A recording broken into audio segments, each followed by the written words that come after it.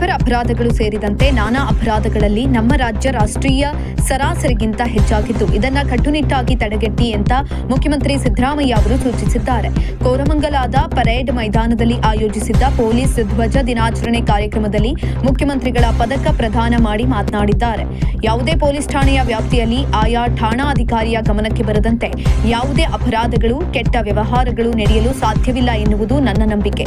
ಹಲವು ರೀತಿಯ ಅಪರಾಧ ಪ್ರಕರಣಗಳನ್ನು ಕಟ್ಟುನಿಟ್ಟಾಗಿ ನಿಯಂತ್ರಿಸಿ ಶಿಕ್ಷೆ ಪ್ರಮಾಣದಲ್ಲಿ ಕರ್ನಾಟಕ ರಾಜ್ಯ ಮುಂದುವರೆದಿದೆ.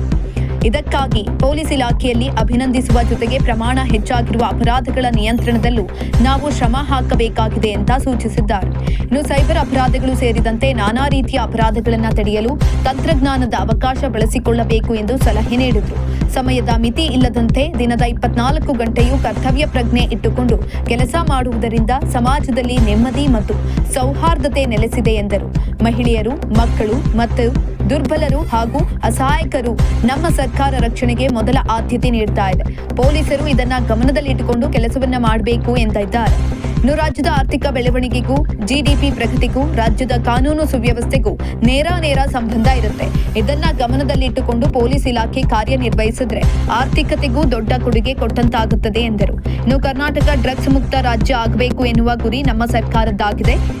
ಇದು ಪೊಲೀಸ್ ಇಲಾಖೆಯ ಗುರಿಯೂ ಆಗಬೇಕು ಅಂತ ತಿಳಿಸಿದ್ದಾರೆ. ಇನ್ನು ಪದಕ ವಿಜೇತರೆಲ್ಲರಿಗೂ ಕೂಡ ಶುಭಾಶಯ ಕೋರಿದ ಮುಖ್ಯಮಂತ್ರಿಗಳು ಇವರ ಕಾರ್ಯ ಮತ್ತು ವೃತ್ತಿಪರತೆ ಇತರರಿಗೂ ಸ್ಫೂರ್ತಿಯಾಗಲಿ ಅಂತ ಹಾರೈಸಿದ್ದಾರೆ. ಗೃಹ ಸಚಿವರಾದ ಜಿ ಪರಮೇಶ್ವರ್, ರಾಜ್ಯ ಪೊಲೀಸ್ ಮಹಾನಿರ್ದೇಶಕ ಡಾಕ್ಟರ್ ಎಂ.ಎ. ಸಲೀಂ ಅವರುಗಳು ಉಪಸ್ಥಿತರಿದ್ದರು.